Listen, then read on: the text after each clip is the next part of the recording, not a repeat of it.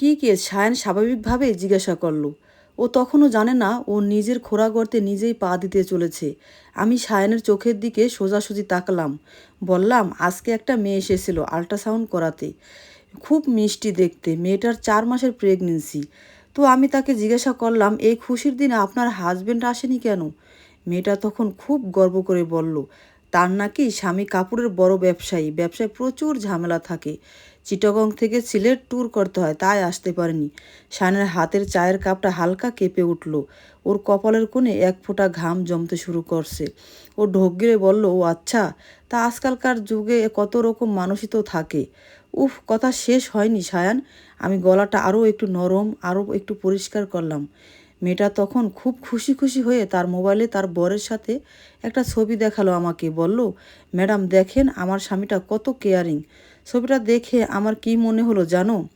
সায়ান এবার সোফায় সোজা হয়ে বসলো। ওর মুখের সেই ক্লান্ত মায়াবী হাসিটা এক নিমিষেই উদাও হয়ে গেছে। ও ফ্যাকাশে চোখে আমার দিকে তাকিয়ে রইল। আর সায়ান বলে উঠলো, কি মনে হলো তোমার?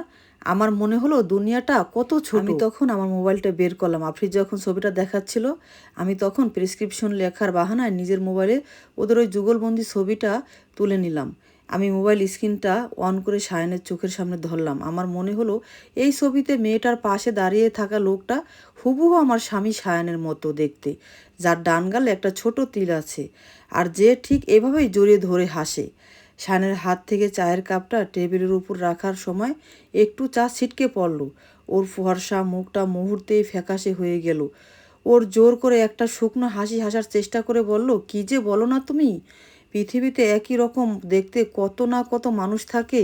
অনেক ছেলের গালেই তো ছোট তিল থাকে। তা ঠিক বলেছ। আমি উঠে দাঁড়ালাম। ওর কাঁধে হাত রেখে আলতো করে চাপ দিয়ে বললাম, একই রকম দেখতে মানুষ হতেই পারে, তবে মেয়েটার নাম ছিল আফরিন সুলতানা।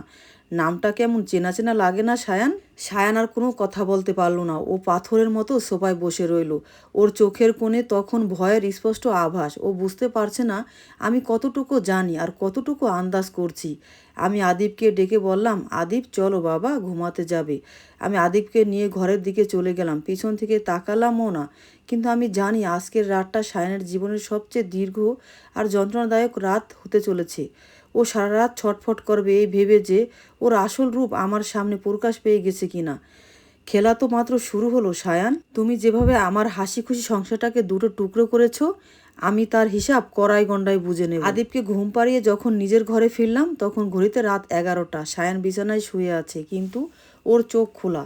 সিলিং ফ্যানের দিকে তাকিয়ে ও যেন কি ভাবছে। আমি ঘরে ঢুকতেই ও একটু চমকে উঠল। তারপর নিজেকে সামলে নিয়ে চট করে একটা স্বাভাবিক হাসি ফুটিয়ে তোলার চেষ্টা করলো। আদিব ঘুমিয়েছে আফরা?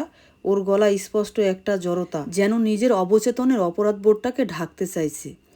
হ্যাঁ, ও তো ঘুমাইলেই বাঁচি। সারাদিন যে কী পরিমাণ দুষ্টামি করে। আমি খুব স্বাভাবিকভাবে আলমারি থেকে নাইট ড্রেস বের করতে করতে কথাটা বললাম। আয়নায় সায়নের প্রতিবিম্বটা দেখছিলাম। ও আর চোখে আমার দিকে তাকাচ্ছে। ও এখনও নিশ্চিত হতে পারছে না আমি কি সত্যি সব কিছু ধরে ফেলেছি, নাকি কেবল একটা কাকতালীয় ঘটনা নিয়ে ঠাট্টা করছি। আমি ওয়াশরুম থেকে চেঞ্জ করে এসে বিছানার একপাশে শুয়ে পড়লাম। সায়ান একটু স্থিত বোধ করে আমার দিকে এগিয়ে এলো। আমার কাঁধে হাত রেখে খুব চেনা একটা মায়াবী গলায় বলল, আজকে চেম্বারের ওই কেসটার কথা বলেছিলে না? আসলে ভাবছিলাম দুনিয়ায় কত রকম অদ্ভুত মানুষ থাকে। চেহারার মিল থাকলে কি আর এক মানুষ হয়? তুমি মিছে মিছে ওসব নিয়ে মাথা ঘামিও না জানো। ওর হাতের স্পর্শ আমাকে পুরো শরীর ঘেন্নায় রি করে উঠল। ইচ্ছে করছিল ওর হাতটা ঝাটকা মেরে সরিয়ে দেয়, কিন্তু আমি মনে মনে হাসলাম। সায়ান ধরে নিয়েছে আমি এখনও অন্ধকারে আছি। ও ভাবছে আফরিনের নামের মিল আর চেহারার মিলটাকে ও একটা কাকতালীয় দুর্ঘটনা বলে পার পেয়ে যাবে। ও দুই নৌকায় পা দিতে চলতে চাইছে। এদিকে আমার মতো প্রতিষ্ঠিত ডাক্তার স্ত্রী আর ফুটফুটে সন্তান, ওদিকে আফরিনের মতো সরল অল্প বয়সী নতুন একটা মেয়ে ও কোনো পক্ষেই হারাতে চায় না। আমি একটা দীর্ঘশ্বাস ফেলে ওর দিকে তাকালাম। চোখে এক আকার সরলতা ফুটিয়ে বললাম, তা ঠিক বলেছো সায়ান। আমিও পরে ভাবলাম আমি আসলেই পাগলের মতো ভাবছিলাম। আমার সায়ান কি আর তেমন মানুষ? তুমি তো আমার আর আদিবের জন্য দিনরাত এক করে খাটছো। I am sorry Sayan. আমি আসলে আজ চেম্বারে প্রচণ্ড টায়ার্ড ছিলাম তো, তাই উল্টো পাল্টা ভেবে ফেলেছি। আমার মুখে এই কথা শুনতেই সায়ানের পুরো শরীর যেন এক নিমিষে শীতল হয়ে গেল। ওর বুকের উপর থেকে যেন মস্ত বড় একটা পাথর নেমে গেল। ও একগাল হেসে আমার কপালে একটা চুমু খেলো। পাগলি একটা। ঘুমাও এখন, অনেক ধকল গেছে আজ তোমার উপর দিয়ে। ওপাশ ফিরে নিশ্চিন্তে চোখ বন্ধ করলো। কিছুক্ষণের মধ্যেই ও ঘুমিয়ে পড়েছে। নিঃশ্বাসের আমার চোখে শোনা গেল, ঘুম নেই। অন্ধকার ঘরের দিকে তাকিয়ে আমি মনে মনে ভাবলাম, সায়ান, তুমি ভেবেছো তুমি খুব চালাক। তুমি এই আফরাকে এখনও চেনোনি। তুমি যখন দুই নৌকা পা দিয়ে চলার খেলাটা খেলছো, তখন আমি নিশ্চিত করব যেন মাছ নদীতে গিয়ে তোমার দুটো নৌকায় একসাথে ডুবে যায়। পরদিন সকালে সায়ান অন্য দিনগুলোর চেয়ে একটু বেশি কেয়ারিং আচরণ করলো। ব্রেকফাস্টে টেবিলে নিজে হাতে আমাদের আমলেট এগিয়ে দিল। আদিবের সাথে হাসাহাসি করলো। ভাবছে একটু বেশি ভালোবাসা দেখালে আমার মনের ভেতরের সুপ্ত সন্দেহটুকু মুছে যাবে।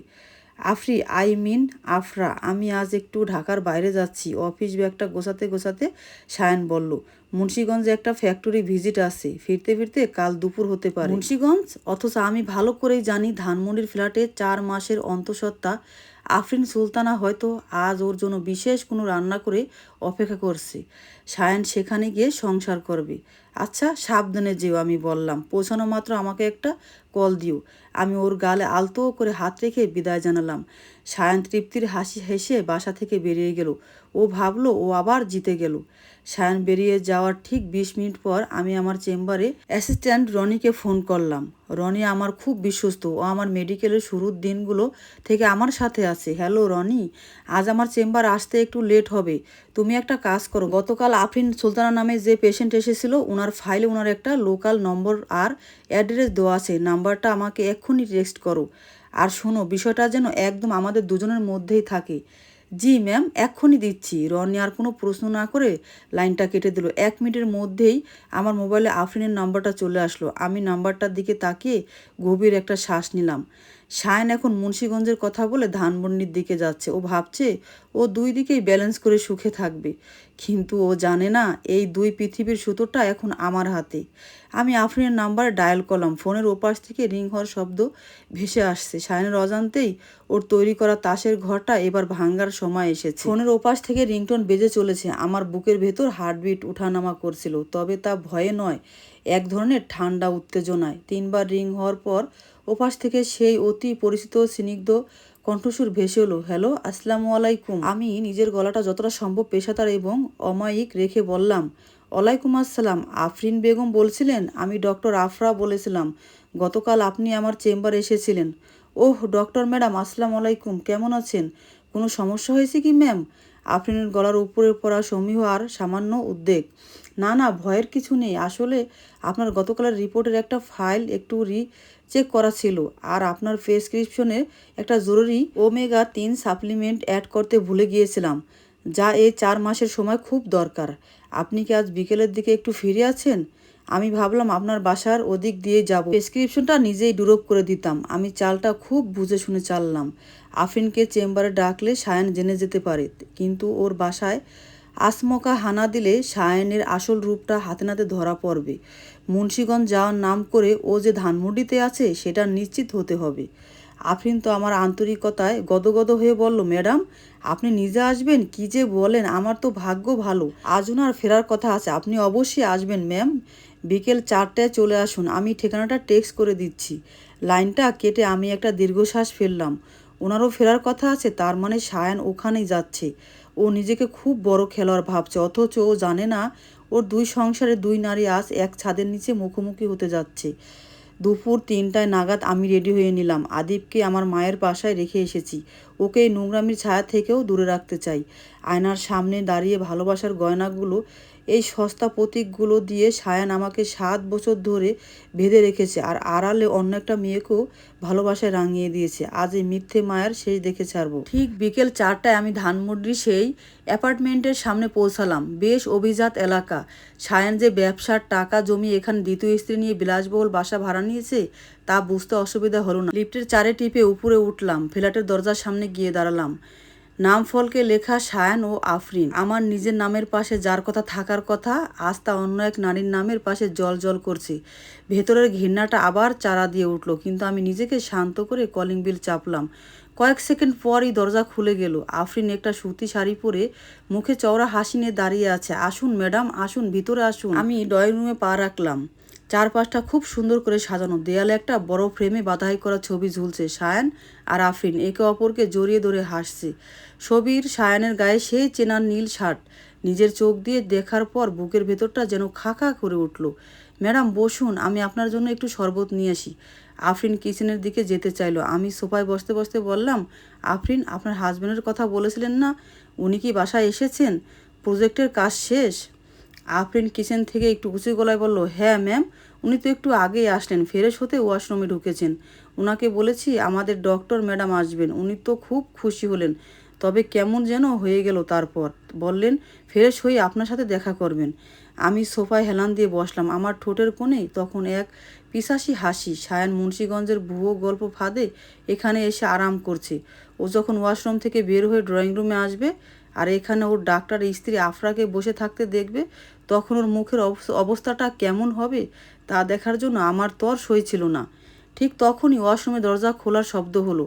পায়ে চটি গলিয়ে চুল মুছতে মুছতে ড্রয়িং রুম ঢুকলো সায়ান। মুখে সেই চিরচেনা হাসি নিয়ে বলল, কই আফরিন, তোমার ডক্টর ম্যাডাম কোথায়? কথাটা শেষ হলো না, সায়ানের চোখ ডিরেক্ট আমার চোখের উপর পড়ল। এক সেকেন্ডের মধ্যে সায়ানের হাতের তোয়ালেটা মেঝেতে পড়ে গেল। ওর চোখের মণি দুটো যেন কটর থেকে বের হয়ে আসতে চাইল। ওর পুরো মুখটা এক মুহূর্তে কুচকুচে কালো হয়ে গেল, যেন ওর সামনে কোনো জ্যান্ত ভূত দাঁড়িয়ে আছে। আমি সোফা থেকে খুব শান্তভাবে উঠে দাঁড়ালাম। মুখে পৃথিবীর সবচেয়ে মিষ্টি হাসিটা ফুটিয়ে বললাম, হাই, আপনার স্ত্রীর খবর নিতে আসলাম। আপনার স্ত্রীর কাছে আপনার অনেক প্রশংসা শুনেছি।